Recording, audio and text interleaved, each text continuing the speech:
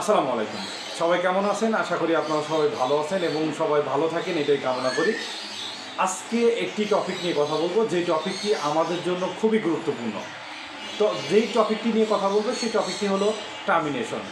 আপনারা জানেন টার্মিনেশন বাংলাদেশ শ্রম আইনের ২৬ নম্বর ধারায় খুব সুস্পষ্টভাবে উল্লেখ করা আছে।